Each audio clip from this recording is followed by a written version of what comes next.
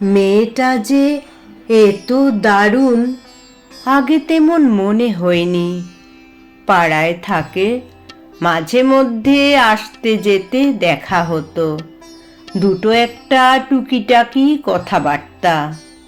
শ্যামলা রঙের, বলা চলে কালো কুৎসিত, দেখতে শুনতে এমন কিছু আহামরি না। কখনো সে সরাসরি দেখতো চেয়ে, কিন্তু তখন চোখের মধ্যে আকাশ কিংবা হরিণ টরিণ খুঁজে পাইনি।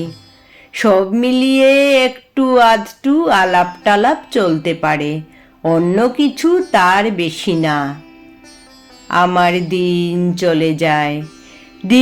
চলে যায় নানান কাজে। ক্রমে ক্রমে একা হচ্ছি, অনেক ভিড়ের মধ্যে একা। বেশ কিছুদিন আসতে যেতে দেখা হয় না, ভুলেই গেছি একটা মেয়ে প্রতিবেশী, সেই মেয়েটা আছে কি নেই।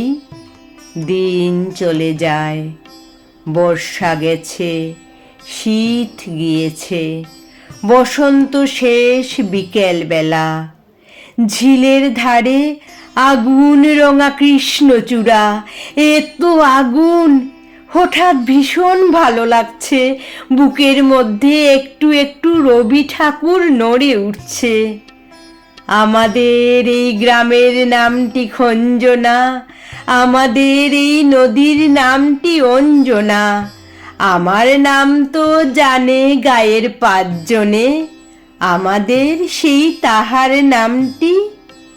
সেই মেয়েটার নাম যেন কি?